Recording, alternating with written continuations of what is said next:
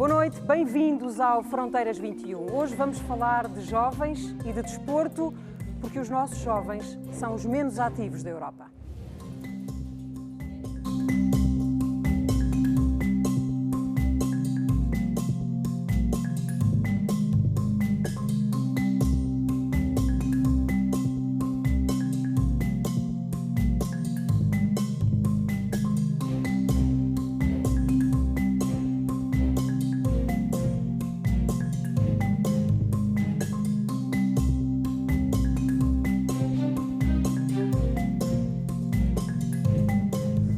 Em Portugal, o desporto ainda é masculino e ainda é futebol. Há novas modalidades que estão a conseguir atrair atletas, mas estamos muito longe do que se faz em países que, de facto, já conseguiram algumas conquistas para ter um futuro saudável. Nesta matéria, estamos na cauda da Europa. E esta noite, no Fronteiras 21, vamos tentar perceber porquê e vamos pedir aos especialistas que convidámos para este painel que nos apontem algumas soluções. Ora, são convidados esta noite da RTP3 e da Fundação Francisco Manuel dos Santos, o campeão de judo Nuno Delgado, o ex-selecionador português de rugby Tomás Moraes, o professor de Educação Física e treinador de atletismo Paulo Barrigana e a socióloga do desporto Salomé Marivud. Connosco também na plateia estarão muitos jovens, outros especialistas, mas muitos sonhos e muitas expectativas relacionadas com o desporto. Muito boa noite a todos. Comecemos então primeiro pelos factos, que nos dizem que Portugal é o país da Europa onde existem menos jovens atletas federados, onde a maior percentagem de jovens diz que não pratica nenhuma atividade física. Fomos à procura de respostas para o problema no sistema educativo, saber se as aulas de educação física são suficientes para motivar crianças e jovens para a prática de um desporto. E há outra pergunta de base que a Joana Machado leva para resolver nesta reportagem, que é esta: o que é que hoje substitui os jogos de rua, aquelas atividades em que nasceram tantos dos nossos atuais campeões?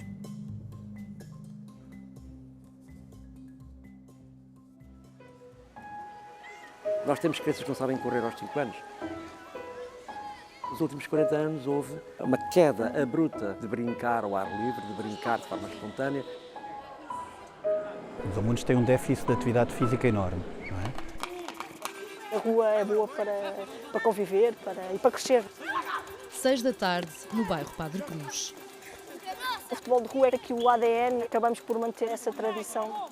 Rapazes e raparigas disputam uma bola num recinto entre os prédios. O futebol de rua é o caminho, é a forma como nós chegamos aos jovens, como nós tentamos perceber neles o que é que está menos bem e que depois conseguimos definir um plano individual de trabalho para cada um. Olha, podem encher, 20 cada um, bora, rápido! O projeto chama-se Bola para a Frente e aposta no futebol de rua para resolver problemas de inclusão social, cidadania, insucesso escolar e falta de exercício físico. Quem for apanhado fica à espera de ser salvo! Não é apenas brincar na rua, mas é do mais perto que se encontra atualmente nas cidades portuguesas. Olha, exatamente o mesmo jogo. Hoje as crianças não sobem às árvores. Elas até sobem, o problema é que já não descem. Quer dizer, há uma iliteracia generalizada. Eu falaria num conceito de está em Portugal implementado um analfabetismo motor preocupante.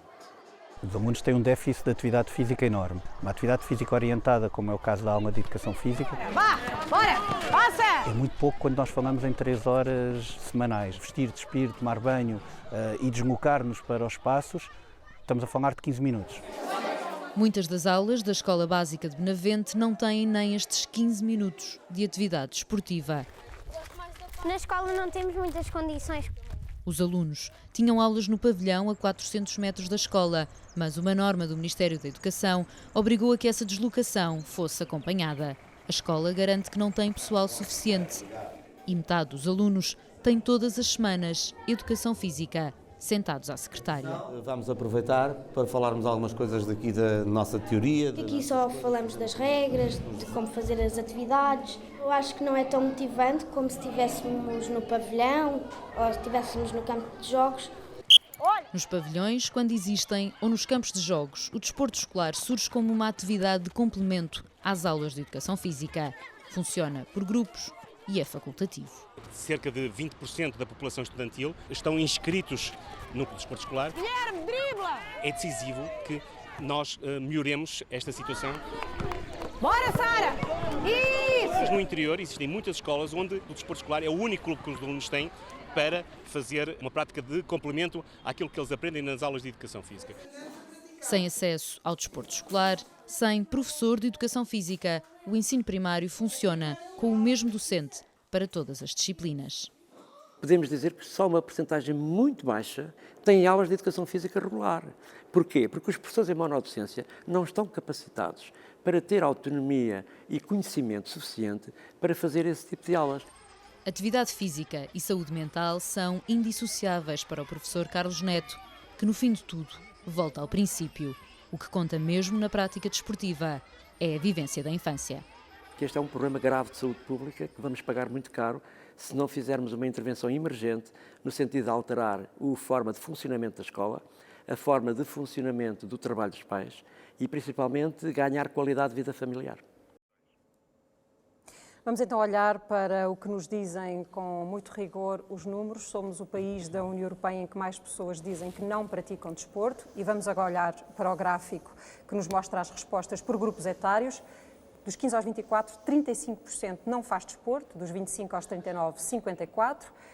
Continua a piorar, dos 40 aos 54 já são 71% desta população que não faz desporto e acima dos 55 anos de idade, 85% dos portugueses também não praticam atividade física. Mas voltemos à juventude e à infância, onde há o desporto escolar, que é uma componente garantida pelo Estado, que é extracurricular, é voluntária e que em Portugal, nesta altura, oferece 37 modalidades. De 2013 para 2018, o número de participantes caiu cerca de 10%, mas o número de centros de formação desportiva está a crescer, passou de 13 para 67.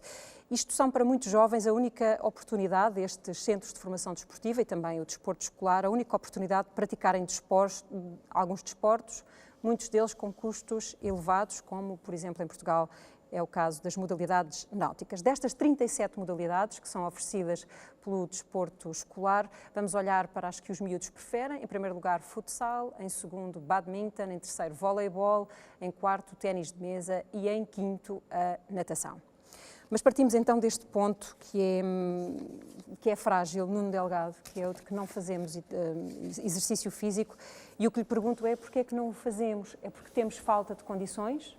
Vimos isso na reportagem da Joana Machado, explicará alguns casos. Quando não é esse o problema, não fazemos promoção do desporto ou estamos demasiado concentrados na competição e na clubite e isso de facto não engloba o universo das crianças? Sem dúvida nenhuma que não, Ana. Muito boa noite. Eu penso que, tentando retratar esta tua pergunta transversal, a questão de fundo é porquê que fazemos desporto? Eu acho que é essa a grande questão que os portugueses têm que saber responder com alguma convicção. Porque nós temos um passado cultural que fez do desporto uma ferramenta que esteve muito desligada da educação e, portanto, houve pessoas, destas gerações que estão ali naquela faixa mais vermelha de falta de prática e que são as pessoas que dão o exemplo, os pais, os professores, inclusivamente os políticos. São pessoas que têm uma baixa literacia desportiva, têm uma baixa cultura desportiva e que resumem o fenómeno desportivo a algo que não lhes diz respeito. Mas nós somos desporto.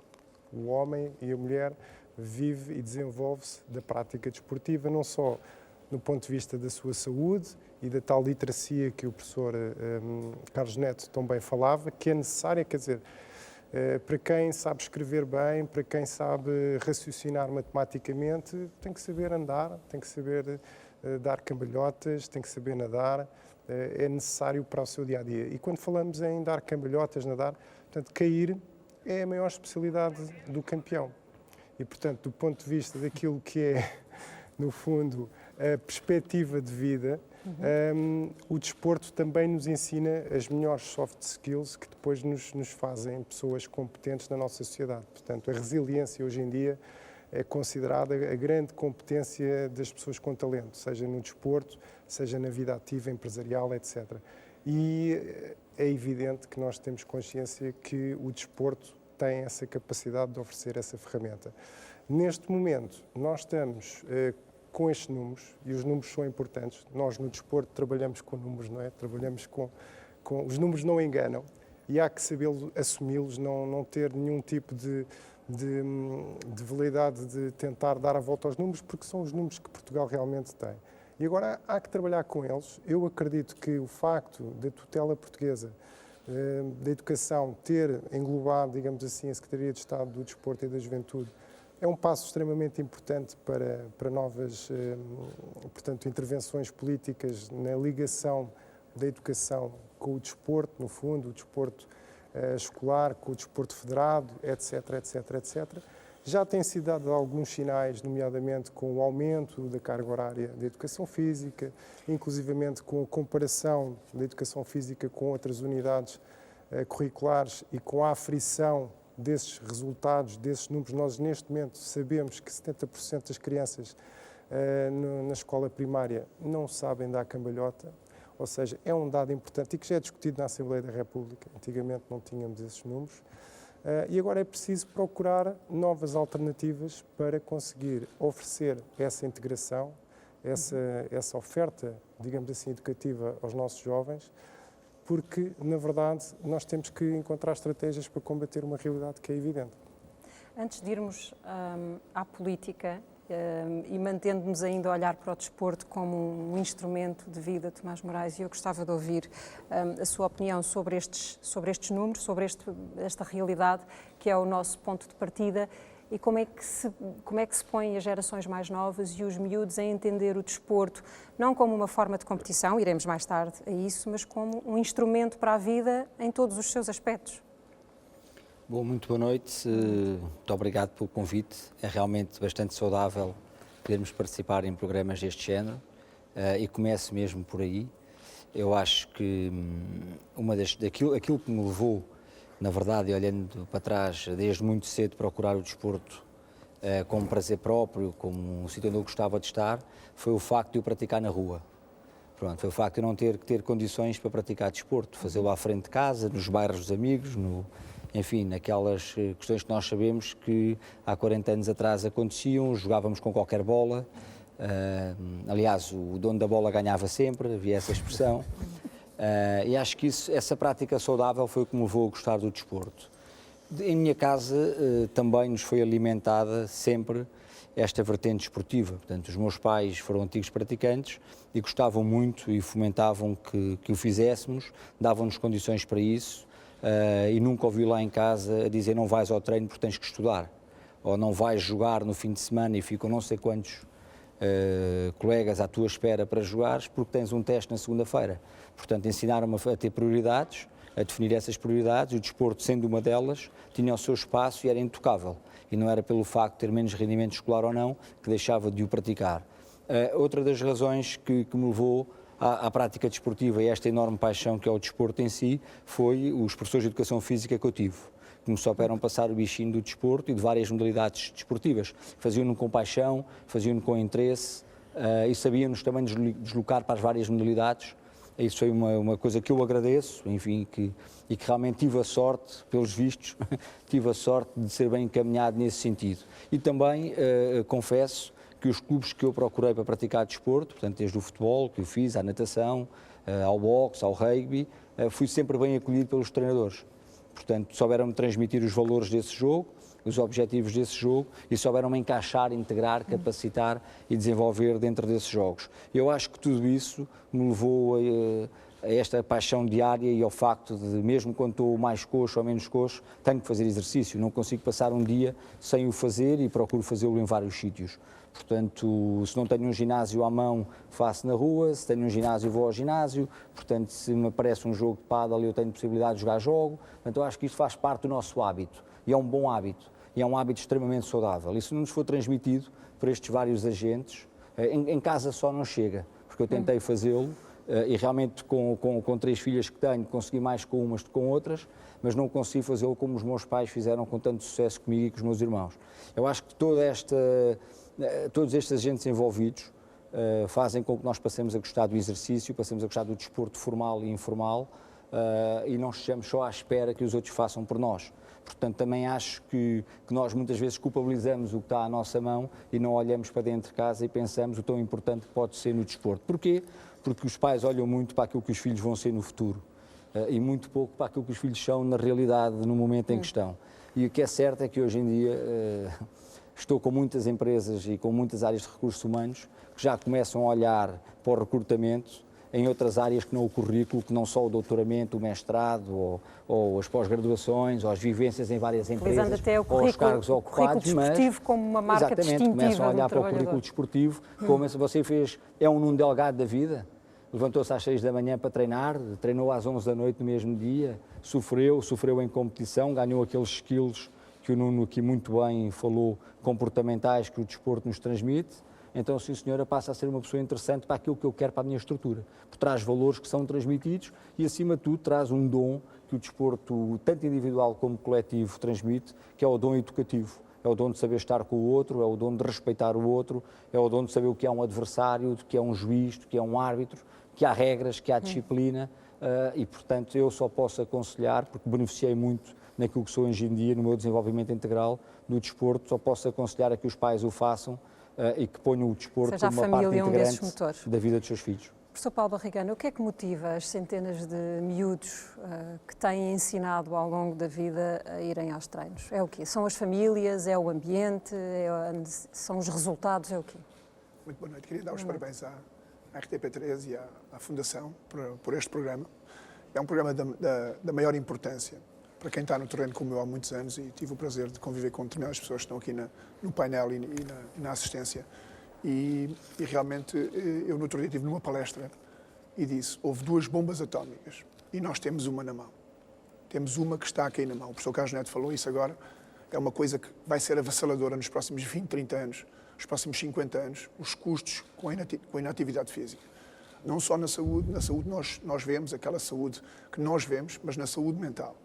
E nós vemos noutros países casos assustadores de situações assustadoras noutros países.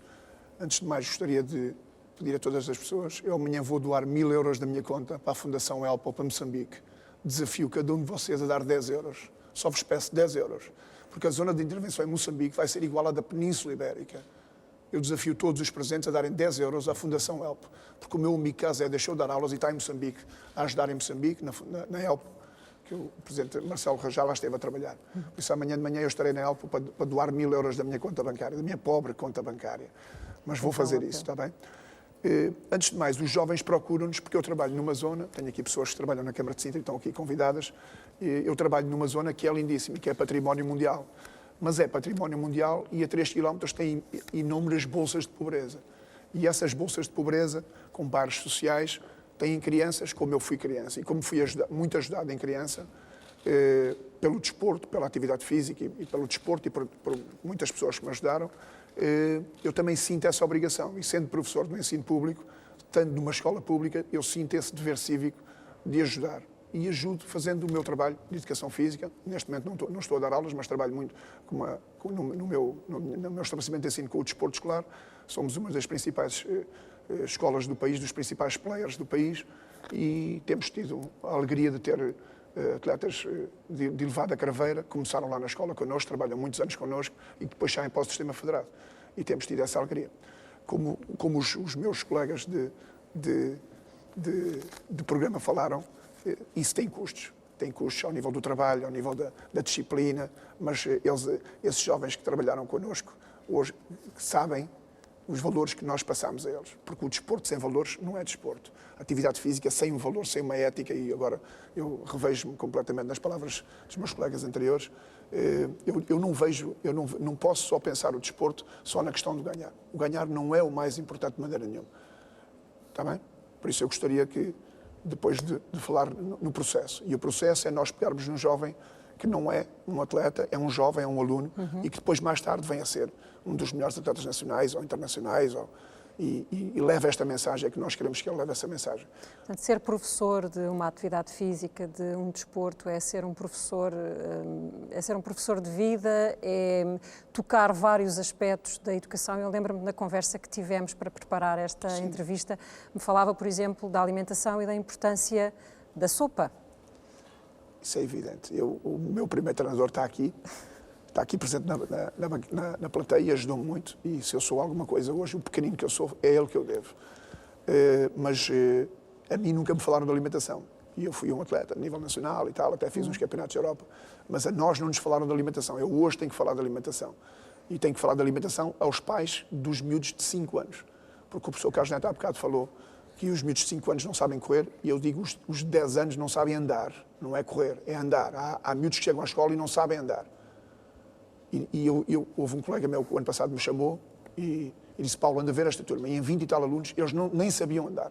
Pareciam aqueles bebés que nós vamos à praia, os nossos filhos, quando põem o pé no chão, na areia, e ficam cheios de impressão. E isto é Portugal em 2018. O ano passado, em 2019. Isto é gravíssimo. Isto é gravíssimo para nós, a nível da sociedade, e é gravíssimo para o sistema desportivo. Porque eu sou um homem do desporto, e eu trabalhar com jovens que se iniciam numa modalidade qualquer e um jovem não sabe andar, porque não anda. Não sabe andar porque não anda. Isto é gravíssimo. E essa foi uma experiência que se perdeu porque os miúdos saíram da rua, não é? Porque hoje também Exatamente. não é seguro deixá-los... Porque eu vi aquelas imagens que passaram agora aqui do bairro de Padre Cruz. E, eu sei, eu também nasci na Maia. Pronto, eu vim de Angola, nasci na Maia, fui parar ao Algarão, tudo zonas de quase de intervenção.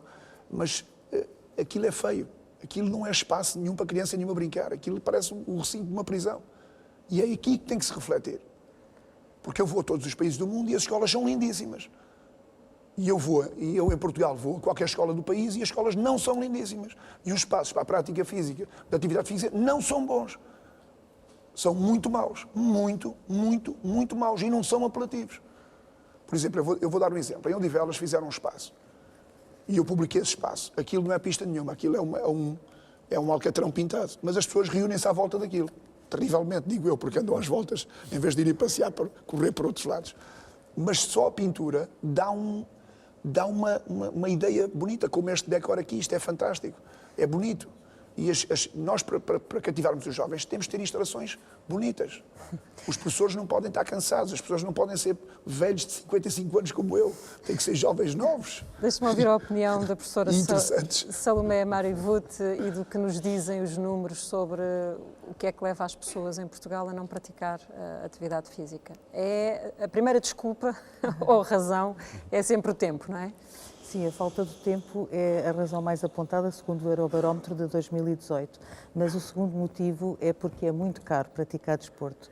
Eu penso que, pegando aqui também na conversa, enfim, nas abordagens anteriores, que eu também subscrevo, eu penso que haveria aqui que separar um bocadinho as águas. Porque uma coisa é nós falarmos do desporto jovem, e, enfim, em termos de dados estatísticos, a referência que houve na peça foi dos 15 aos 24, ao nível do Eurobarómetro, onde estão praticantes federados e praticantes não federados, não é? Onde está também o desporto escolar, e depois, portanto, temos a população toda, não é? Portanto, com mais de 15 anos. E aí sim, portanto, a participação desportiva portuguesa, segundo agora o Eurobarómetro último do ano passado, é de 32%.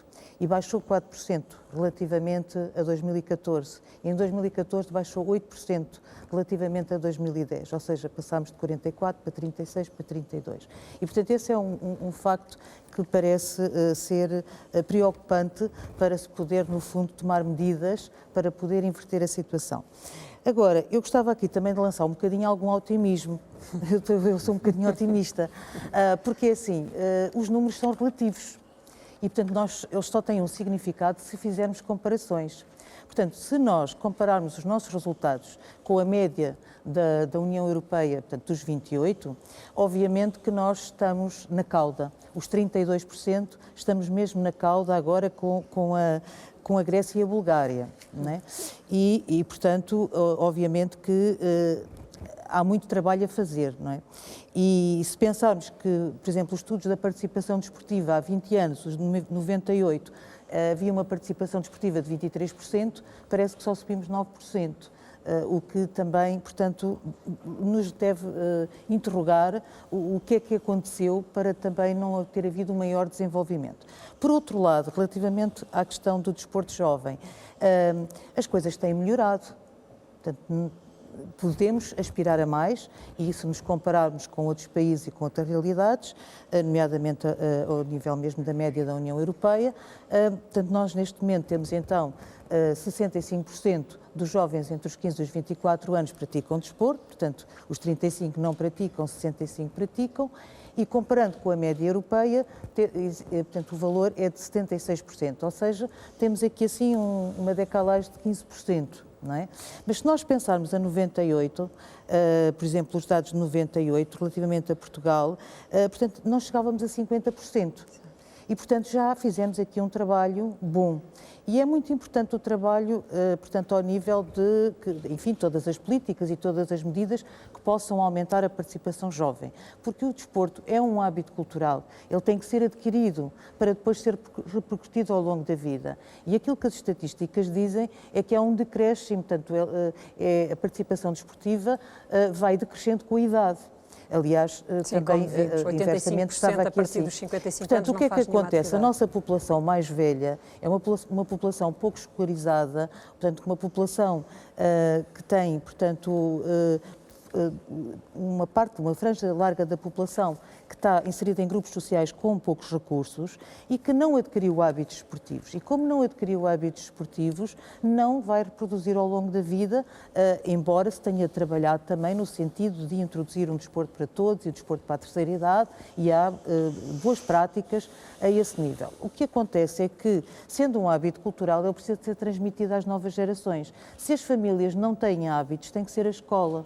E, portanto, aí voltamos à escola como sendo um espaço muito importante para a reprodução dos hábitos. Portanto, segundo a referência, portanto, 20%, segundo a peça, apenas 20% dos jovens nas escolas, portanto, estão nas atividades de desporto escolar. Portanto, aqui seria, eventualmente, no fundo, pensar em alargar a oferta. Por último, relativamente de lembrar ao desporto sempre que federado, o desporto escolar é de inscrição voluntária, já é sim, uma escolha mas do estimular, aluno. motivar. A educação física é que tem, antes disso, a montante, eventualmente, o papel de motivar as crianças para o desporto?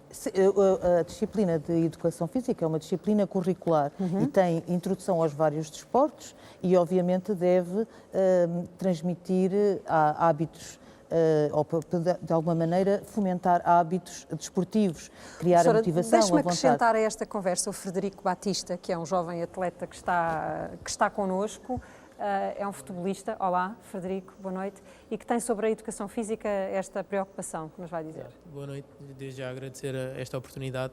E a minha questão é muito simples. Nós todos sabemos da importância da atividade física, mas hoje em dia as nossas crianças têm cerca de 1 a 2 vezes por semana educação física.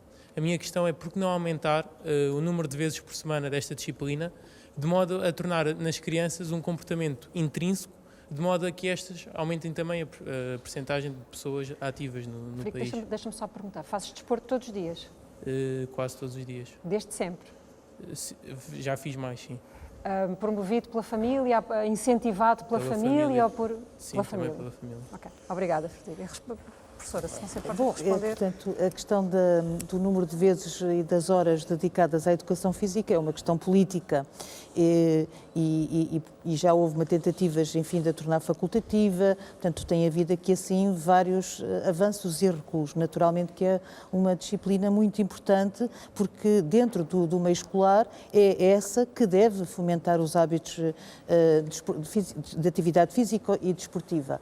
Mas o desporto escolar é o espaço por excelência para se poder desenvolver uma modalidade e ela é facultativa. Portanto, aqui há um problema também que se coloca, que é a questão da oferta. Portanto, foi dito na peça quais eram as modalidades mais procuradas dentro de um conjunto alargado. Mas muitas vezes o que acontece é que numa escola não há muitas ofertas. A nível nacional há muitas, mas depois não há. Portanto, há também a necessidade de adequar às novas disposições da procura. Ou seja, hoje em dia há desportos chamados radicais, que são mais apelativos para os jovens e muitas vezes as modalidades de equipa, que são modalidades mais tradicionais, são aquelas que continuam a ser oferecidas ao nível do desporto escolar. Portanto, é muito importante adequar as ofertas às procuras existentes e isso tem que ser visto e tem que ser estudado ao nível das próprias escolas, não é? Isso muitas vezes não acontece. De resto, o problema da adequação da oferta à procura desportiva é um problema também nacional, porque a acessibilidade à própria prática desportiva. Nós temos aqui os dados do Eurobarómetro, apenas 7% praticam em clubes. Portanto, como estamos a falar de uma prática que inclui a federada e a de lazer, portanto, temos aqui uma pequena percentagem a praticar nos clubes. Enquanto que, por exemplo, em países, sobretudo do Norte da Europa, onde a participação é muito elevada, temos uma percentagem elevada a praticar nos clubes. Claro que então aí os clubes não oferecem só desporto federado, também oferecem outro tipo de práticas. Portanto, esse é um assunto que se vem falando desde os anos 80, que tem que haver também uma mudança ao nível das mentalidades dentro do meio associativo e que os clubes locais, que são um elo de ligação com as populações envolventes, só teriam a beneficiar porque rentabilizariam os seus equipamentos, os seus recursos humanos e chegariam muito mais próximo às populações e se colocassem os associados, que já são muitos a praticar, já fariam, portanto, um bom serviço em prol do aumento da participação desportiva. Mas eu só para terminar mesmo do raciocínio que eu tinha anterior e que é importante que se diga, que também aumentou em termos relativos, não é? Portanto, a participação ao nível federado e aumentou bastante. Portanto, há aqui assim, portanto, os dados também realmente revelam que houve aqui um grande investimento ao nível do desporto federado. Muito bem. Nós, ao longo deste programa, ainda vamos ver com mais detalhe a realidade do desporto federado em Portugal, mas porque o desporto é também um instrumento para a inclusão e esta é, aliás, uma área de estudo a que se dedica a professora Salomé. Temos connosco na plateia o Jorge Pina. Olá, Jorge, boa noite. Um campeão nacional de boxe que veio juntar-se a este debate para lançar uma dúvida.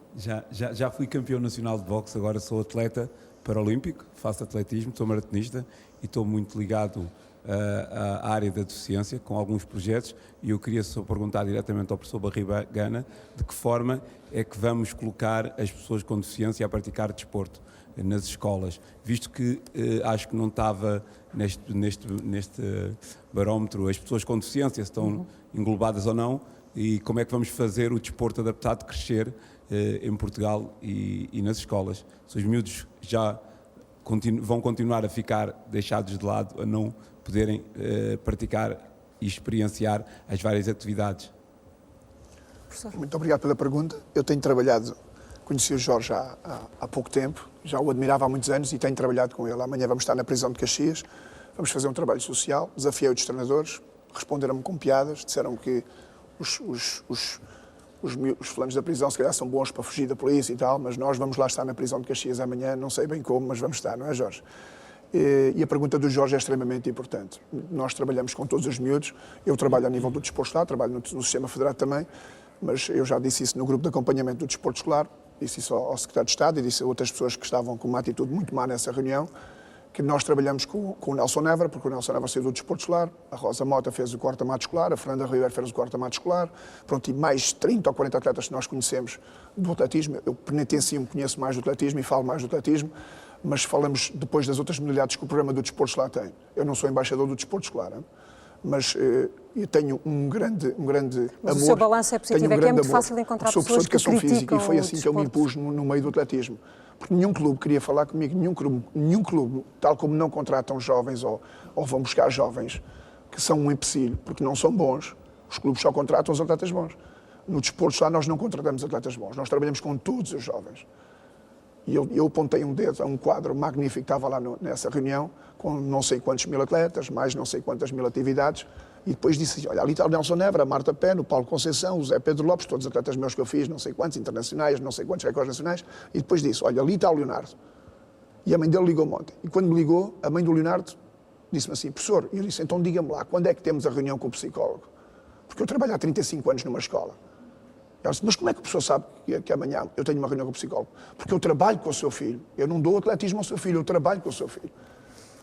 E nós trabalhamos, a professora Salomé levantou essa questão da acessibilidade da oferta, e é uma oferta terrível dos clubes, uma oferta má dos clubes, má, porque é parca, porque que não abarca várias modalidades bonitas todas, o judo, não sei aonde, o rugby, o Belas em Sintra está a fazer um trabalho fantástico, mas se calhar é só o Belas, não há mais. Pronto.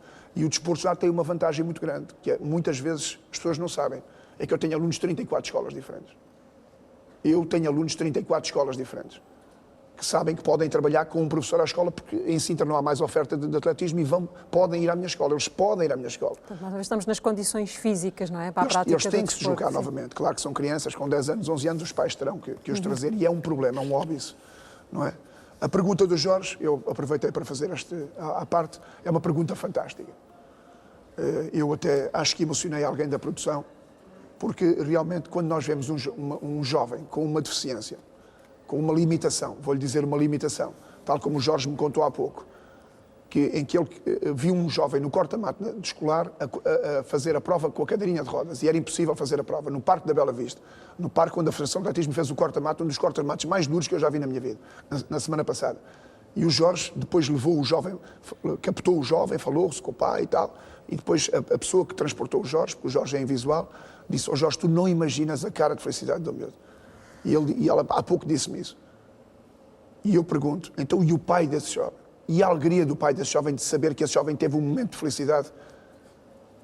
Uma coisa que nós só conseguimos através do desporto.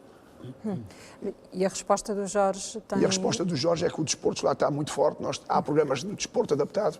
Eu próprio tenho alguns alunos que vou tentando assumir, daí a minha voz, com o treino que tive há bocado com 100 e tal jovens. Mas há professores que têm grupos e equipas de desporto adaptado. E Portugal vai ter, acho que é pioneiro, vai fazer um campeonato do mundo este ano, na Póvoa do Varzim, julgo eu, Inclusive Games.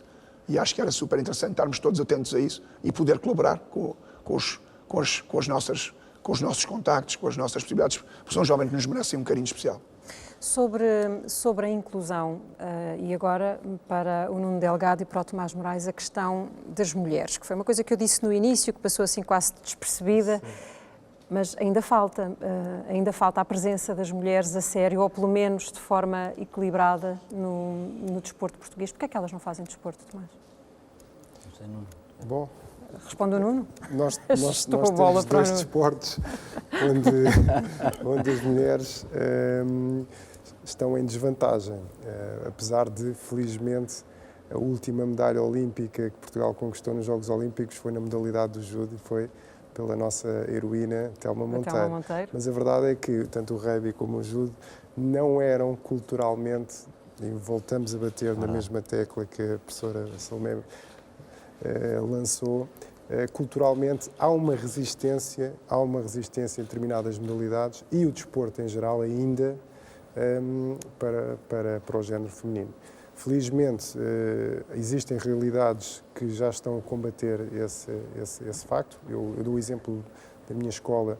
Nós temos 45% do universo de 6 mil crianças onde temos meninas a competir e a treinar, e já se começa a quebrar, digamos assim, esse legado cultural de que o judo não é para meninas, ou o rugby não é para meninas, ou o futebol, exatamente, mas lá está, aí é muito importante as nossas referências. Portanto, é preciso pessoas pioneiras que se emanciparam, que quebraram essas barreiras, que conseguiram conquistar medalhas, chamaram a atenção. Portanto, aí estão elas em prática. Estas são alunas do Nuno. Na nossa escola, e quebraram, no fundo, esse paradigma e mostrar às pessoas que é possível. Eu falo no meu caso, quando comecei a praticar desporto em Santarém, as pessoas viam-me de fato de judo, este pijama, e, portanto, ficavam altamente surpreendidas e era difícil aceitar a prática destas modalidades um bocadinho fora da caixa. Na altura, o futebol, não é? Era a referência, e hoje em dia há um caminho positivo, como referenciava aqui a professora, a seguir. Agora, é um início, mas que depende, acima de tudo, de nós que estamos, portanto, toda a gente fala de desporto, não é? Hoje em dia nós vemos os programas de televisão mais influentes e não são os responsáveis e os técnicos do desporto que vão falar, normalmente são políticos ou outras pessoas, que vão falar sobre desporto. Mas o desporto é uma coisa muito séria, é uma ciência humana, e chama a atenção daqui do impacto que o professor Manuel Sérgio, também outro professor da nossa Faculdade de Universidade Humana, trouxe, portanto, o desporto, a área do desporto retirou-a da fisiologia e da ciência biológica para a área das ciências humanas. E é aqui que nós podemos influenciar as pessoas positivamente, porque é no fundo aí que o desporto efetivamente deixa marcas, deixa valores para a vida. Porque a condição física e a saúde ultrapassam um bocadinho os benefícios que o desporto e o judo em particular trazem para os nossos jovens. É que nós em Portugal até gostamos de desporto. Por exemplo, agora falou na televisão e nas pessoas que normalmente nos programas falam de desporto. Se formos ver os programas mais vistos, os 20 mais vistos do ano passado em televisão, 18 foram jogos de futebol. Mas é coisa para se ver sentado, não é? É desporto para ver sentado e é clubite. Mas olhando, por exemplo, em concreto para o futebol, que não está representado neste painel, mas está na plateia com uma equipa de alunos da Universidade Europeia, Tomás, quando olhamos, por exemplo, a FIFA tem este ranking, comparou, no caso das mulheres, e eu gostava de falar agora desta questão das mulheres, o ranking de futebol feminino da FIFA, as 20 melhores equipas correspondem aos 20 países com o melhor índice de desenvolvimento humano. Portanto, a inclusão das mulheres no desporto também significa desenvolvimento geral, é isto? Não tenho dúvida. Não tenho dúvida nenhuma, portanto, eu acho que a forma que o Nuno disse, a forma como nós inspiramos e motivamos a essa prática vai ditar tudo. E eu digo isto porquê? Porque eu vim a assistir no rugby nos últimos anos e também no futebol feminino, onde estive atento, um crescimento realmente extraordinário. E por duas razões. Eu tive a oportunidade, e foi uma grande oportunidade que me deram, e que não esqueço, de treinar uma equipa feminina, coisa que eu nunca me tinha passado pela cabeça. E de repente Portugal viu-se no apuramento olímpico terminal com uma equipa que nunca estava à espera. Portanto, porque elas têm essa capacidade, as senhoras, e sabem bem, que é de surpreender e ter uma atitude invejável. Portanto, quando nós com os homens temos que os motivar e buscá-los, enfim, pedir atitude e às vezes levá-los ao limite para conseguir retirar alguma coisa, ali era ao contrário. Portanto, elas é que nos motivavam a nós e puxavam por nós e queriam mais e obrigavam-nos a dar mais, obrigavam-nos a saber mais. Foi realmente uma experiência extraordinária que eu tive com o desporto feminino e, se, confesso, ligava muito pouco. Portanto, a partir daquele momento comecei a estar mais atento. Inclusive acompanhei também de perto o programa que a Federação Portuguesa de Futebol está a fazer, com muito mérito, para tornar o futebol feminino visível e entrar também pela casa das pessoas e as pessoas gostarem tanto do futebol feminino como gostam do futebol masculino e inspirarem também a que haja essa prática no género feminino. Portanto, realmente têm vindo a ser feitas coisas muito boas. No rugby foi fácil. De onde é que vieram as praticantes? Vieram da escola, do desporto escolar, vieram das universidades, dos cursos de educação física, onde haviam jovens que cursavam, mas não tinham uma modalidade, e aí houve uma captação, portanto, saber levá-las à prática do rugby e também através de um jogo que a Federação de Rugby teve a coragem de o implementar em Portugal, visto que as nossas escolas têm praticamente pisos duros, é impossível a prática do rugby normal. Foi criado um jogo chamado Tag Rugby, que é jogado com umas fitas e não há queda ao solo, portanto a placagem é substituída. As regras são semelhantes, mas a placagem é substituída. É um jogo muito adaptado e fácil de ensinar, porque muitas vezes o que acontece a um professor de educação física é a dificuldade de ensinar, por exemplo, 50 modalidades diferentes. Não é fácil, é preciso ter muito conhecimento, é preciso dominar muita coisa. Há poucos professores na escola, eu também tive o privilégio de dar aulas na escola, há poucos professores na escola que dominam tanta matéria como os profissionais de educação física. E nós muitas vezes não valorizamos isso.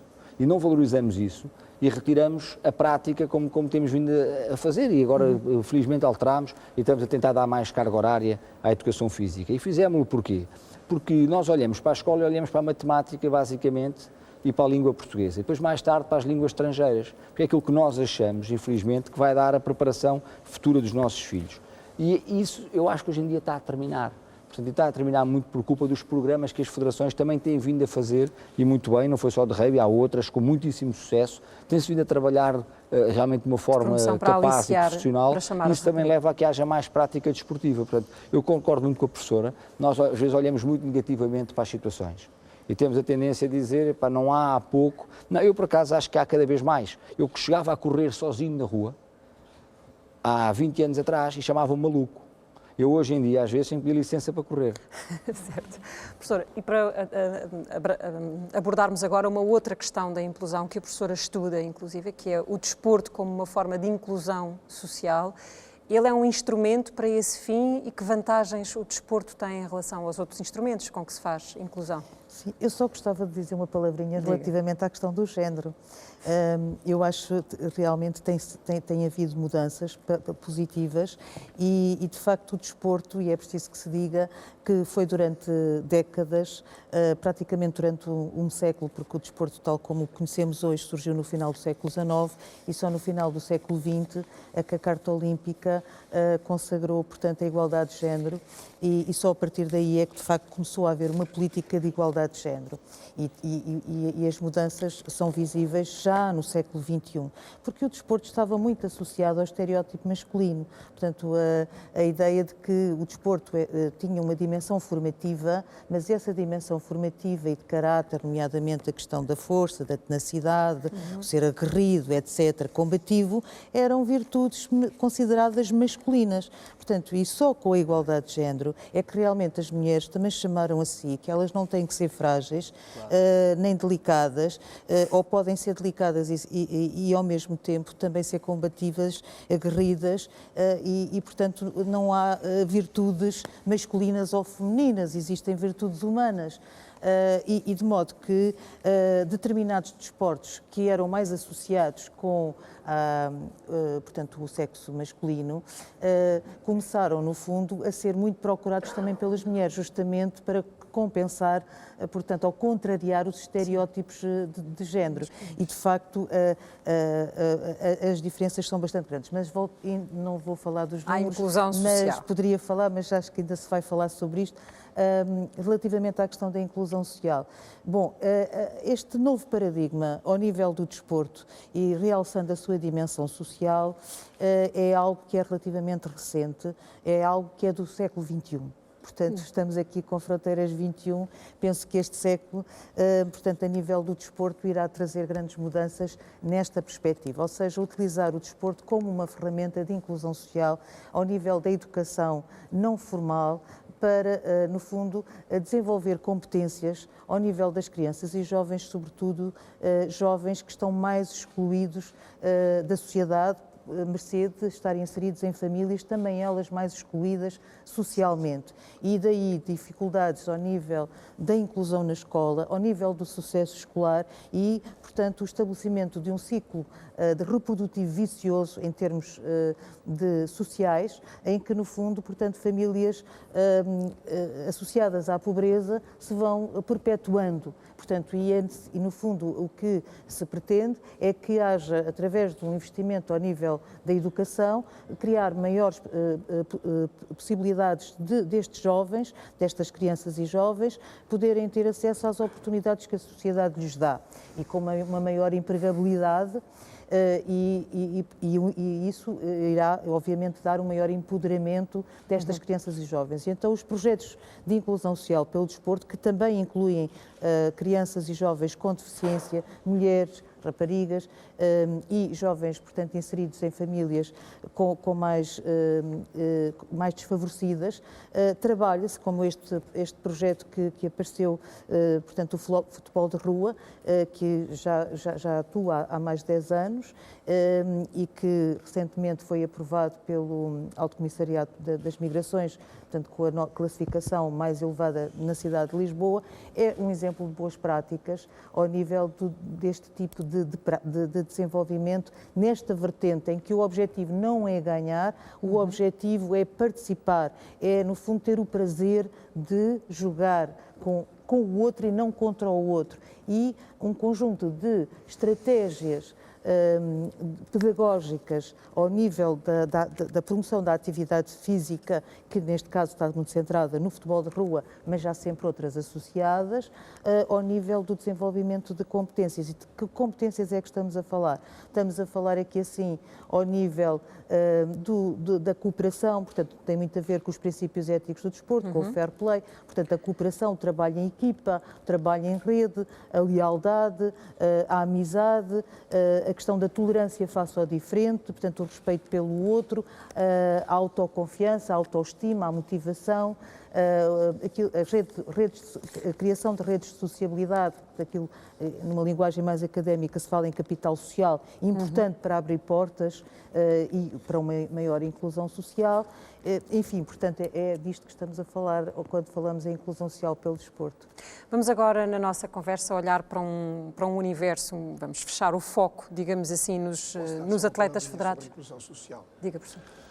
Nós todos vivemos há 2 ou 3 anos um sucesso fantástico, foi na final do Euro. Eu, quando vou a uma escola falar, pergunto sempre como é que foi o golo do Éder. E os miúdos respondem sempre que o golo foi do Éder. E eu digo, não foi, o golo não foi do Éder.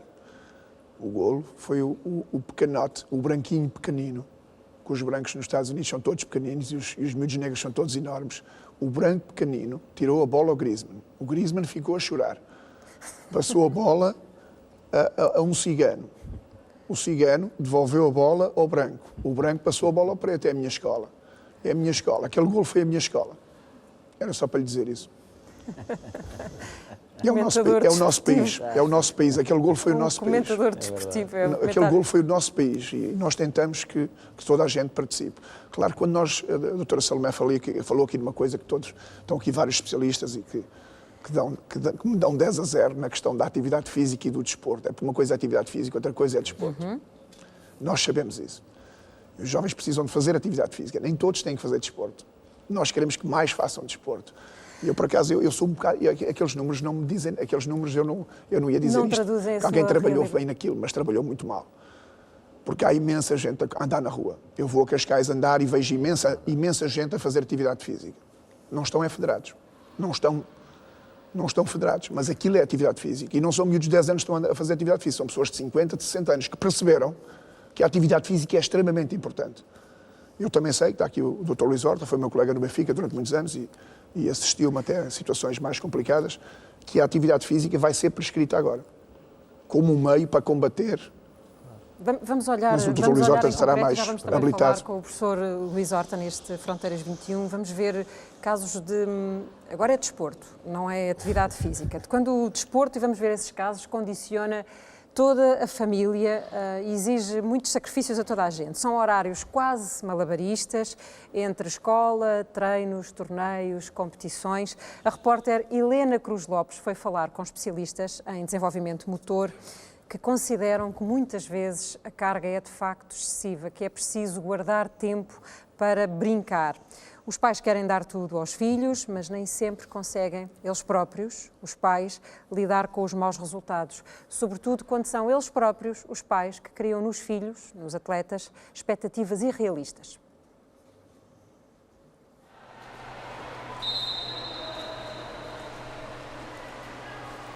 As braçadas da Francisca querem ir até aos europeus e mundiais. Para isso treina 2 vezes por dia, porque tem ambição e nunca está satisfeita. Por exemplo, quando bati recorde nacional, eu cheguei à parede e a primeira coisa que eu pensei foi só baixei uma 10ª do recorde nacional. Eu não sei explicar isso porque já é de mim. 4,26. Boa. 2,13. Inglês, ciências, educação física. Acordo às 6h09, para ser mais precisa, e depois tenho treino.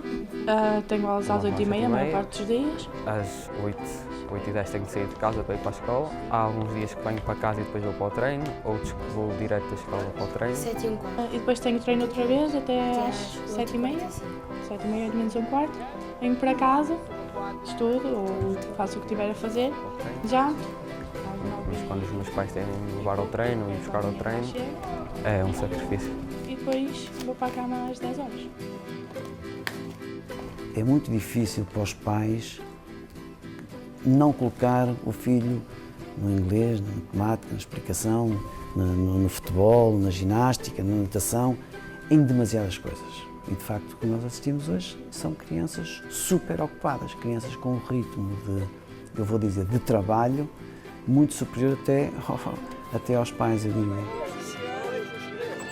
O futebol é diário nesta casa, é todos os dias de segunda a domingo, sim. Excepcionalmente há um fim de semana em que só jogam num dos dias, os dois, mas por norma é todos os dias, domingo inclusive. Eles andam satisfeitos, fazem desporto, fazem aquilo que gostam, porque eles estão na escola o dia todo. Têm uma carga horária muito grande de escola e de centros de estudo, ou seja, o brincar neste momento para eles é os treinos. Isso não a preocupa, o facto de eles não terem tempo para brincar?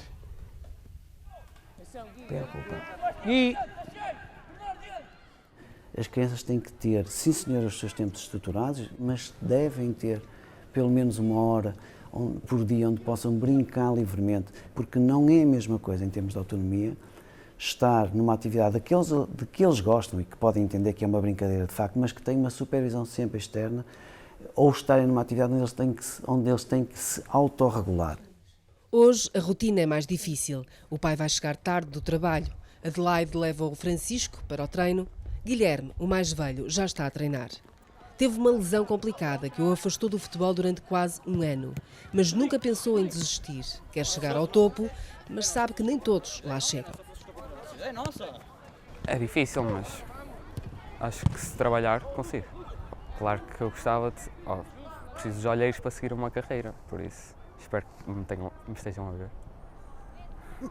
Nós tentamos sempre colocar os rapazes e as raparigas, neste caso, com os pés na terra, porque sabemos que não é uma profissão fácil, não é um caminho fácil, exige muito sacrifício e também sabemos que estas gerações não estão muito preparadas para a negação, não estão preparadas para serem postos de parte.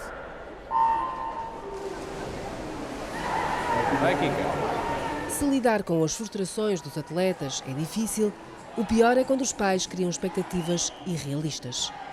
A intervenção dos pais deve ser de apoio, mas não pode ser de grande expectativa, porque as crianças em si já têm uma grande expectativa. Eu normalmente não coloco despertador para me levantar. A Francisca é que vem e que me acorda.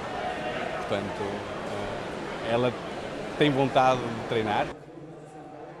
Estar num desporto na competição não é a mesma coisa que fazer um desporto por lazer. E ela tem esse compromisso, mas com ela própria, mais do que connosco. Portanto, nós não colocamos essa pressão nela e, claro, que ficamos muito contentes quando ela atinge bons resultados, mas não exigimos isso e não queremos que ela sinta que tem que o conseguir pelos sacrifícios que fazemos com os horários e com a nossa rotina, nada disso.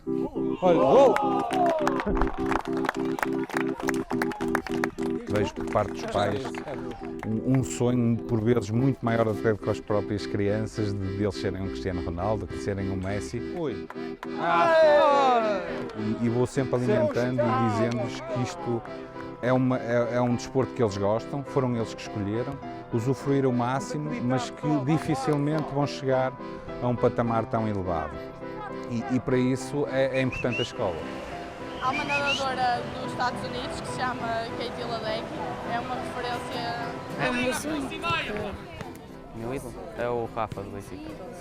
Consigo jogar em clubes. O Ederson. Ele chuta muito bem a bola. Ele joga muito bem com os pés e eu também consigo. Vamos olhar então, vamos continuar a olhar para os números que nos definem. Também no desporto, já aqui falámos sobre isso, a participação feminina é um bom barómetro dos equilíbrios ou da falta deles. Em Portugal temos 624 mil atletas federados. Estes eram os números de 2017. 412 mil destes 624 são crianças e jovens, mas eles são sobretudo rapazes. 69% dos atletas federados em Portugal são rapazes, ou seja, só 1/3 são raparigas. E o futebol, chamam-lhe desporto rei e ele é de facto isso mesmo em Portugal, tanto para crianças como para jovens federados. O futebol é o desporto que tem mais praticantes em Portugal, são quase 143 mil. O segundo desporto logo a seguir é o handball, com 45.500 praticantes, depois o vôlei, o basquetebol, a natação, a ginástica, a patinagem, o atletismo, o judo e o ténis. Mas podemos ver, de facto, a grande diferença de praticantes entre o primeiro desporto, o futebol, e o menos praticado, com menos número de miúdos, que é o ténis, com pouco mais de 10 mil. Na última década, no entanto, e isto para contrariar o futebol, o interesse pelos desportos tem reforçado a prática de outras modalidades. Estamos a olhar para o que acontece nos escalões júniores e até júniores. A natação foi o desporto que teve o maior crescimento, a maior taxa de crescimento, 456%. Depois o triatlo, onde o crescimento foi de 173%. O kickboxing, o rugby, o ciclismo, a patinagem, o handball e o futebol, que tem a taxa de crescimento maior, mas que tem também menor, mas que tem o universo maior. Voltamos à conversa com os convidados deste Fronteiras 21 e eu acrescento agora aqui nesta nossa análise o professor Luís Horta, um médico especialista em questões de medicina desportiva. Doutor, para lhe perguntar, quando vemos uma criança de 6, 7, 8, 9, 10 anos dedicada a um desporto e a fazer competição, isso é a forma mais equilibrada daquele corpo crescer? Muito boa noite. Boa noite. Eu sempre defendi que até por volta dos 10 anos a criança deve praticar diversas atividades, inicialmente atividades pura e simplesmente lúdicas, digamos assim, para que o seu repertório motor aumente e para que ela possa se aperceber de qual é a modalidade que, na realidade, ela quer praticar no futuro, se quiser realmente praticar. Não é? E, portanto, eu fui atleta de alta competição no atletismo e nunca influenciei o meu filho para ir para o atletismo. Portanto, sempre o incentivei a que ele fosse um desportista. E ele acabou por escolher, depois de experimentar diversas coisas, o basquetebol e, portanto, fez até à idade júnior basquetebol. E, portanto, aqui é muito importante o papel dos pais, não é? O que se chamava ali, os pais devem ser proativos, devem incentivar, mas devem dar liberdade às crianças para elas escolherem aquilo que mais desejarem e, acima de tudo, não terem uma atitude pressionante dos miúdos para a competição. Por exemplo, nós vemos muitas vezes, isso no futebol eu vi quando trabalhei no futebol de formação, muitos pais projetarem nos seus filhos aquilo que eles não conseguiram ser e muitas vezes sem os filhos, portanto, quererem ir para uma determinada modalidade, eles obrigavam praticamente os miúdos a irem para essa modalidade. Portanto, a liberdade dos miúdos é muito importante para que eles tenham, ao longo da sua carreira, uma relação salutar com a atividade. Penso que isso é fundamental. E o desporto de competição em Portugal, na sua opinião, está a funcionar para formar atletas, para formar pessoas que gostam do desporto ou para ter ali uma matéria-prima, olhar para o que está ali e perceber se há valores com interesse para o futuro? Não, eu penso que em diversas modalidades há um trabalho extremamente positivo para que, através da atividade desportiva, nós consigamos ter melhores cidadãos, tanto sejam mulheres como homens. Isso é fundamental. E, por exemplo, mais uma vez, vou falar do futebol. O futebol eu assisti, ao longo da minha carreira como médico, a exemplos do futebol extremamente positivos, assim como assisti no atletismo e na ginástica, onde eu também trabalhei, no desporto para deficientes, onde eu trabalhei também. E, portanto, penso que há na realidade uma promoção muito importante dos valores do desporto e esses valores são extremamente importantes e eu posso vos dizer que, na realidade, se eu sou o homem que sou hoje, só devo a dois fatores: à educação que os meus pais me deram em casa e àquilo que o desporto me ensinou. Considera que hoje os miúdos fazem desporto com um foco no sucesso e na competição ou com um foco nessa perspectiva mais alargada de que o desporto é uma componente da vida?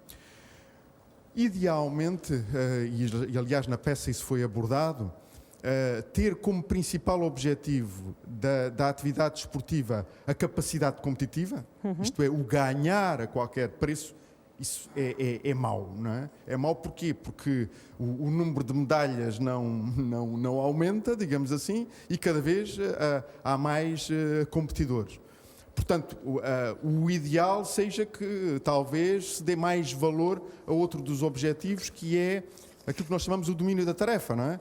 Que é a criança aprender e ensinarmos às crianças que o importante é ela sentir que está a melhorar, não é? E por vezes a minha modalidade é uma modalidade onde nós, para atingirmos o alto rendimento, temos que treinar durante 20 anos. Portanto, eu sempre ouvi o meu treinador desde os 12 anos me dizer: nós estamos a treinar para um dia ir aos Jogos Olímpicos. E, portanto, nós sempre tivemos, e como éramos uma modalidade de cronómetro, é muito fácil de nos motivarmos, porque íamos vendo os nossos recordes pessoais melhorando progressivamente. Portanto, é este o enfoque principal, porque se incentivamos muito a capacidade competitiva, estamos a incentivar também o abandono precoce e os miúdos terem uma má relação com a atividade desportiva. Porque nem todos serão campeões, na verdade. Claro, como é óbvio. Nós estamos perante um problema, e essa será uma pandemia, não só em Portugal, e tem que ver com o excesso de peso, com a obesidade. O desporto que se pratica em Portugal tem essa preocupação? Os miúdos aprendem a comer? Bom, essa é uma boa pergunta. Os alunos do não é? professor Paulo Barrigano, eu sei que aprendem a comer sopa, não é? Os alunos. Os alunos. Portanto, eu há muitos anos que luto pela nutrição desportiva, tenho livros sobre essa matéria, e em 1991 demos uma pedrada no charco, porque no curso onde eu lecionava, de Educação Física, nós tivemos pela primeira vez uma cadeira de nutrição no desporto, que hoje em dia existem em outras faculdades, mas veja só, Ana, ainda hoje existem alguns cursos de medicina, uma disciplina opcional de nutrição, quando nós temos uma pandemia, que é a pandemia da obesidade, e portanto isso é extremamente importante, dar aqui números também. Nós temos neste momento, entre crianças entre os 7 e 9 anos, temos 32% de miúdos com excesso de peso e temos 11% de miúdos com obesidade. Neste momento, 3,5% do financiamento do Serviço Nacional de Saúde vai para tratamento direto da obesidade. Ora, quando nós estamos a falar do financiamento do Sistema Nacional de Saúde, temos aqui uma boa oportunidade para, na realidade, pensarmos a médio e longo prazo, para tentarmos investir nesta área, para que, na realidade, não venhamos a ter, porque as maiores repercussões ainda estão para vir. Adultos com mais obesos são adultos com mais doenças cardiovasculares, com mais diabetes, com mais doenças osteoarticulares, por exemplo, artroses do joelho. Felizmente que nos últimos anos a Direção-Geral de Saúde criou diversos programas de promoção da alimentação saudável, da promoção da atividade física, e penso que lá estão as pessoas certas para repensar isto e tentarmos caminhar noutro sentido no futuro. Eu chamo agora para a nossa conversa dois jovens que temos connosco hoje. São dois jovens atletas, mas que olham para o futuro deles e para a relação deles com o desporto de formas completamente diferentes. O Miguel Gaspar e o Gonçalo Cardoso. Olá, boa noite aos dois. O Miguel Gaspar tem 18 anos, está no 12º ano e nesta altura a concorrer para a faculdade. Sim. Mas tem feito desporto desde sempre, desde que se conhece. Sim, exatamente como disse. Eu estou agora a completar o 12º ano e no fim deste ano letivo quero ingressar na faculdade. Mas a prática do desporto nunca foi impeditiva deste meu objetivo e por isso tento fazer desporto todos os dias. O Miguel já fez vários desportos. Fez rugby de competição. Exatamente. Com a agronomia. Durante 5 anos joguei na agronomia e fiz surf e também fiz judo, mais novo. Miguel, peço-lhe só que aproxime um bocadinho mais o microfone. Fez vários desportos ao longo da vida. Disse-nos surf, judo e rugby, claro. Sim. Entrar na faculdade foi o fator que fez com que decidisse que não ia continuar a competir, pelo menos? Não, eu acho que o desporto nunca foi um obstáculo para eu ter boas notas ou para eu conseguir completar este objetivo que lhe disse. Eu deixei de jogar rugby porque, pronto, digo rugby porque foi o último desporto que eu pratiquei assim mais sério em competição, porque perdi um bocadinho o interesse no próprio desporto. Não foi uma questão dos estudos, não foi pelos estudos, foi porque não tinha tanto interesse no desporto. Então passei a fazer surf sem aulas, sozinho. Miguel faz desporto todos os dias? Sim, tento fazer desporto todos os dias. Sim. Porque precisa? Sim. O facto de ter, desde muito novo, ter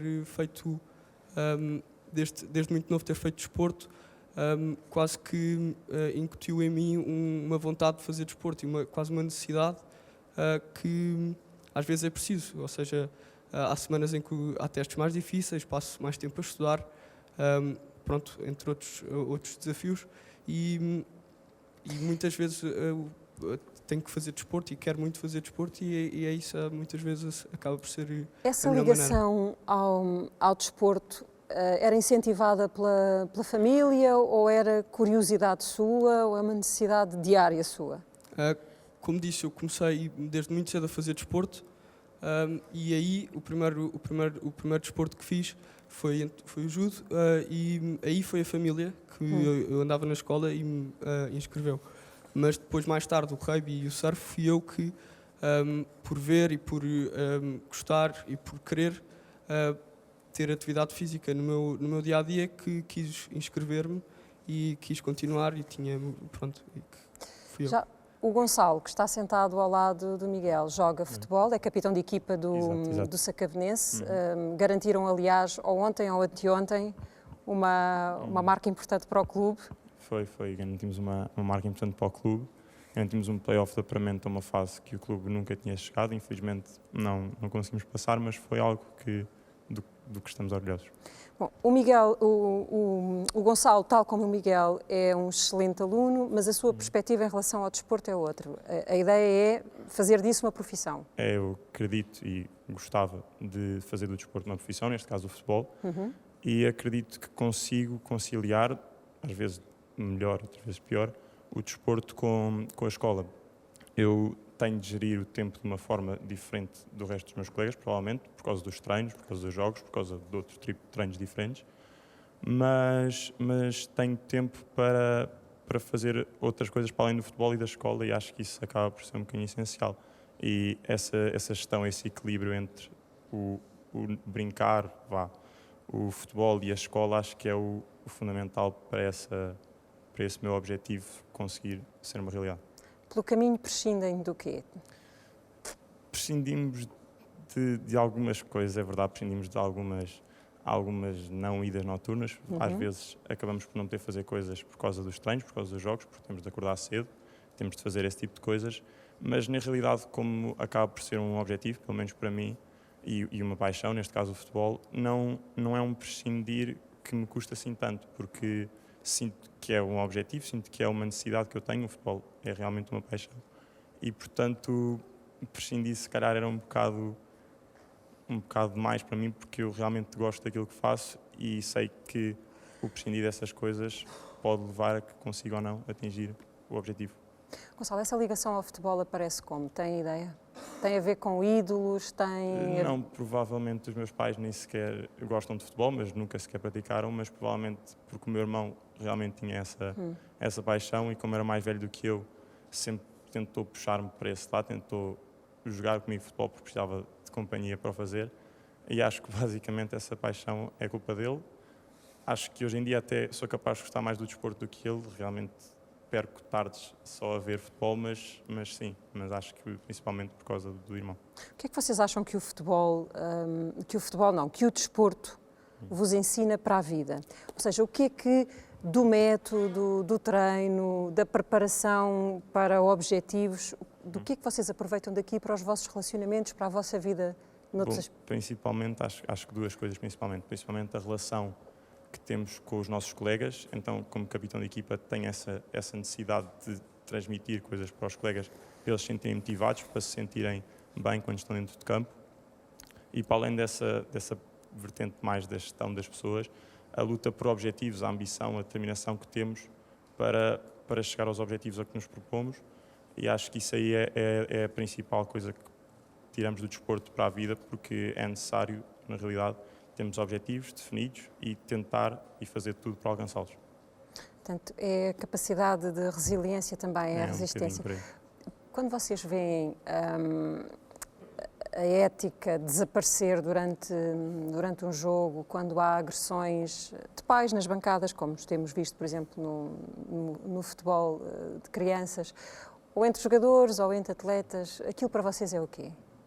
Aquilo é uma consequência do que o futebol se está a tornar um bocado fora do campo, porque dentro do campo, claro que há aquelas picardias, há tudo isso, mas na realidade depois fora de campo os atletas, pelo menos daquilo que eu experiencio, não têm essa tão grande rivalidade entre eles. Acho que o sonho de alguns pais, daquilo que estavam a falar há bocado, de terem os seus filhos a serem Cristianos Ronaldos, Messis, acho que a necessidade de algumas famílias de terem o dinheiro que o futebol eventualmente pode trazer, caso alcancem um patamar mesmo muito elevado, leva a que as pessoas tenham esses comportamentos menos éticos, não é?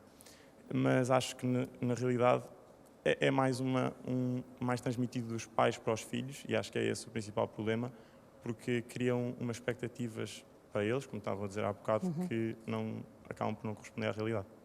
Obrigada, Gonçalo e Miguel. Eu regresso à conversa com o painel. Nuno Delgado, que esta tarde me dizia que o que faz campeões não é o capital genético, não são as capacidades físicas, é mesmo só o muito trabalho, não é?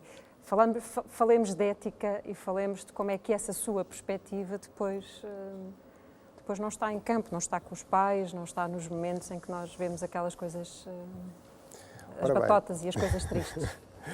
Antes de mais, deixa-me lançar-te aqui uma disputazinha, porque falaste que nem todos podem ser campeões, no fundo, e eu vejo as coisas de uma maneira um bocadinho diferente. Ou seja, para mim, todos são campeões. E, aliás, eu tenho um projeto que fala em formar campeões para a vida. E nós hoje já ouvimos aqui, em vários testemunhos, campeões do mais alto nível. Obviamente que, do ponto de vista do alto rendimento, daquele que conquista a medalha de ouro ao mais alto nível, nem toda a gente vai lá chegar. Mas a mensagem que deve ser transmitida, isto também é um bocadinho na corrente daquilo que queremos passar para os pais, e não só, é que toda a gente ganha com o processo desportivo, com o aperfeiçoamento, como dizia aqui o Dr. Luís Horta, é a mais-valia que nós trazemos do desporto para a vida. Nós estamos sempre a treinar. Ainda hoje estávamos a conversar que a Ana é do alto rendimento de jornalismo e treina todos os dias para poder estar aqui a fazer a sua performance ao vivo com milhares de espectadores. Portanto, toda a gente treina para a vida. E o desporto é essa âncora decisiva que incute, que coloca esses valores, esses hábitos nos portugueses. E está na hora de nós todos darmos aqui um pequeno grito, darmos aqui um pequeno salto qualitativo. Queremos ser ainda melhores portugueses e realmente começarmos a tomar iniciativa para mudar o paradigma. Porque onde as coisas se decidem, que é na escola, nos clubes, toda a gente tem um poder de intervenção. Posso dar aqui um caso em particular, portanto, a cidade da Amadora, com quem nós desenvolvemos um trabalho desde 2008, tem formado meninas e jovens campeões que hoje em dia representam a seleção nacional, vindos de bairros como o Casal da Boba, que são bairros que são referenciados pelas más razões, mas que hoje em dia estão agregados não só ao meu projeto, mas a um conjunto diverso de projetos que a tutela, neste caso o município da Amadora, e estou a ver ali o Dr. Luís Vargas, que é um dos grandes responsáveis desse projeto, conseguiram implementar estratégias de usar o desporto para qualificar uma população que, no fundo, é um bocadinho marginalizada, ou tem sido marginalizada no nosso país. Hoje em dia a Amadora destaca-se pelos seus campeões e pelo trabalho que é feito nas escolas. E, portanto, eu agora gostava de me focar um pouco mais nas soluções, porque evidentemente que já vimos os números, já identificámos o problema, já as pessoas têm consciência que existe um conjunto de desafios a resolver com o desporto, nomeadamente na questão da ética também, e eu tenho responsabilidades acrescidas como embaixador do Plano Nacional da Ética para o Desporto, mas a ética não pode ser um pretexto, mas sim uma convicção. E se nós queremos que o desporto verdadeiramente transforme os nossos jovens, essa convicção tem que ser repartida por todas as pessoas que estão envolvidas no fenómeno desportivo. Temos que encontrar soluções para que jovens como eles tenham, no fundo, o acesso facilitado do ponto de vista educativo, tenham oportunidades para poderem gerir estas carreiras duais. No fundo, eles têm uma carreira académica, têm uma carreira desportiva. Eu também vivi isso num passado mais longínquo, com muita adversidade. Neste momento, há ferramentas concretas que estão a ser postas em prática para ajudar jovens que fazem desporto, jovens que são artistas, jovens que têm outras atividades paralelas à escola. E é isso que nós queremos. Queremos esses exemplos, não é? Um jovem que hoje em dia só estuda não é uma referência e não vai ser alguém que vai ter sucesso na sociedade. Muitas vezes os pais ainda estão muito focados, tens que estudar, não fazes mais nada, vais estudar para ter sucesso. Está provado que não é assim. Quem tem várias oportunidades, há esses pais e depois há os outros, quem tem objetivos tens de ganhar, não é? para além dos testes, também vai ter vantagem no mercado de trabalho. E hoje em dia nós temos um projeto muito interessante que se chama Unidades de Apoio ao Alto Rendimento. Temos aqui também uma pessoa ligada a esse fenómeno do Dr. Luís de Deus, que, portanto, gera uma das nossas unidades, que são escolas que já, portanto, assumiram uma relação diferente com o apoio ao atleta que tem essa opção. Como estavas a dizer, não é uma questão genética, não é apenas uma questão do ambiente de treino, mas, acima de tudo, é uma questão de opção e de consciência e de treino. Portanto, quem, como penso que é o Miguel que estava aqui a falar, que tem essa convicção de que tem um objetivo, esse vai ser o campeão. Não é aquele que tem os genes, não é aquele que por acaso teve a sorte de treinar num clube muito forte. Da minha experiência pessoal, lidando com atletas de alto nível, aquilo que fica para mim na detecção dos talentos é esta convicção, esta consciência de que eu quero verdadeiramente me transformar e melhorar a minha capacidade. Deixem-me perguntar-vos, Tomás Moraes, nós estamos a aproximar-nos muito rapidamente do fim, mas nesta questão mais a sério do desporto, mais se calhar até olhando para uma via quase profissionalizante, nós estamos, quando olhamos para os miúdos e os miúdos que estão em competição, o olhar específico sobre as crianças é sobre a sua capacidade de virem a ser campeões ou é esta visão mais alargada sobre um ser humano? Eu penso que vamos lá ver uma coisa, nós não podemos generalizar, portanto sabemos que há com certeza desportos em que se tenta captar esses talentos que podem dar rendimento o mais depressa possível, portanto há um caminho para o alto rendimento, isso é uma coisa discutida internacionalmente, portanto há um longo termo de development para levar os atletas a chegar ao alto rendimento o mais cedo possível. Agora, há aqui uma coisa que tem que ser inerente e que tem que ser inviolável, que é quando nós estamos a formar um campeão, quando estamos a formar um atleta, e eu concordo com o Nuno, estamos a formar uma pessoa para a vida. Isso tem princípios, tem valores que têm que ser intocáveis por parte dos agentes que estão envolvidos nisso. Portanto, o que acontece muitas vezes é esse processo é mal conduzido, é mal feito, portanto, e muitas vezes leva à frustração. A frustração faz parte do desporto, faz sim senhora, mas a frustração de escolher um talento, de tentar potenciar esse talento, tentar elevá-lo até ao mais alto nível e depois não o conseguir, tem que ser muito bem trabalhada. Porque isso também deixa... questão que o professor Luís Neto dizia há pouco, que é um treinador que só olha para só olha para o rendimento, só olha para o resultado. Está a dar uma visão do desporto distorcida. Era uma discussão, era uma outra discussão, aqui era um outro programa. Mas eu penso que isso passa pela forma como integramos os jovens no desporto. Porque começar a formar campeões muito cedo, dar campeonatos nacionais em idades muito precoces, dar campeonatos regionais, o que é que isso vai fazer? Vai fazer com que as crianças também se vão frustrar muito cedo.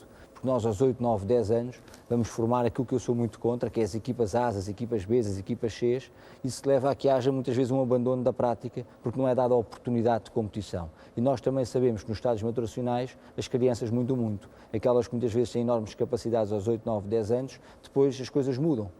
Porque elas são arrumadas por uma questão etária exatamente. E o desenvolvimento Portanto, há que fazer do corpo esse processo, não tem essa... E hoje em dia a ciência ajuda-nos muito. Há que fazer esse processo de uma forma muito pensada, muito cuidada, muito processual e não apenas virada para o resultado desportivo. O resultado desportivo é e será sempre uma consequência do processo. E o que acontece muitas vezes, e que eu vejo, e faço muita formação de treinadores, felizmente, porque eu acredito muito na formação, e não é só dos treinadores, nós temos um plano nacional de formação de treinadores muito exaustivo, muito complexo e muitas vezes difícil de aplicar. E as diferentes modalidades esportivas, há que dizê-lo, têm vincado a importância desse processo e têm tentado pô-lo em prática. Muitas vezes, às vezes, não concordando até com algumas questões que lhes estão inerentes. Mas também temos processos de desenvolvimento do praticante. Penso também que temos que ter processos de desenvolvimento de outros agentes desportivos de uma forma mais pensada, mais não tão perdida no tempo, mas mais continuada, porque um atleta para crescer precisa de todos e não só do seu treinador. Mas também tenho visto em muitos treinadores o medo de perder. E eu costumo dizer que um treinador que é treinador não pode ter medo de perder.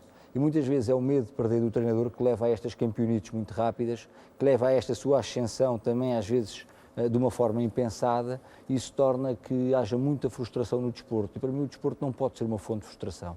A frustração faz parte, mas o que eu vejo hoje em dia e que me entristece não é só o praticarmos pouco ou praticarmos muito, ou praticarmos mal, é a qualidade do desporto. E acho que nós temos que nos preocupar também com a qualidade e não só com a quantidade, porque há cada vez mais especialistas, o desporto é cada vez mais pensado e nós vemos nos clubes desportivos, enfim, também quando falamos de atividade física, nos seus diferentes profissionais, melhor preparação, melhor consciencialização e não há motivo hoje em dia para que se faça o desporto mal, para que se implemente o desporto mal e que se pratique mal o desporto, como nós fomos muito à descoberta. Eu fui, entre aspas, um atleta de alto rendimento que descobriu o meu próprio treino.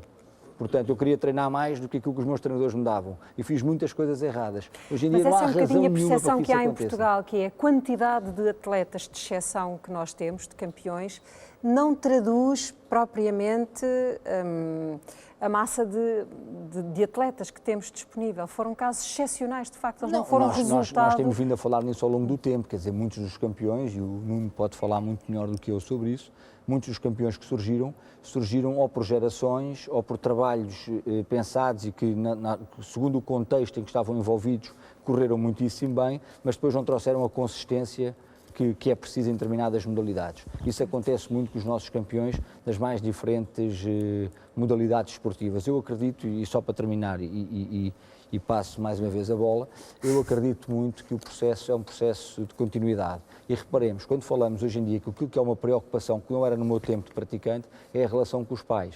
Portanto, no meu tempo, a preocupação que hoje em dia o treinador tem, o dirigente desportivo tem, o árbitro tem, que é a relação com o pai. Hoje falar muito isso hoje em dia. E mesmo nos inquéritos feitos nos clubes desportivos, uma das matérias que preocupa os agentes é a relação com os pais. A mim choca-me, não posso deixar de chocar. Porquê? Porque acho que o desporto, quando o pai confia o seu filho a uma determinada modalidade, a um determinado professor, a um determinado treinador, a um determinado dirigente, deve confiar no processo. Eu dou o meu caso pessoal. Jamais interferi com algum treinador ou falei com ele de uma filha minha a praticar desporto. Está lá, eu confio, eu entrego, estou cá para assistir. Se fez de alta competição, fez. Se fez de competição, fez. Se fez de prazer próprio, fez. E acho que o desporto tem que ser vivido assim. O desporto é fun, é divertido, é para tirar prazer. Se vamos ser competitivos, se vamos ser campeões, é outra história. Eu concordo com o Nuno. Nós temos que pensar que talvez mais de 90% dos praticantes desportivos jamais vão ser campeões na modalidade. Podem ser campeões na vida e quando nós formamos um atleta, temos que formá-lo para a vida. Já só tenho 30 segundos e vou dá-los ao professor Paulo Barrigana com um desafio. Se nos voltássemos a encontrar aqui daqui a um ano, o que é que gostava de dizer que foi conseguido? Gostava que o paradigma da apresentação da atividade física e do desporto tivesse focalizado nos jovens e no prazer. Porque nós falamos aqui, há aqui pessoas que são craques e tenho a felicidade de estar aqui com eles. Os números não, dizem pouco. para a quantidade de alegria que nós proporcionamos a determinados jovens, para os momentos de felicidade que alguns craques nos deram, para os apuramentos olímpicos, para tudo o que nós vivemos através do desporto e para os jovens que precisam dessa ajuda.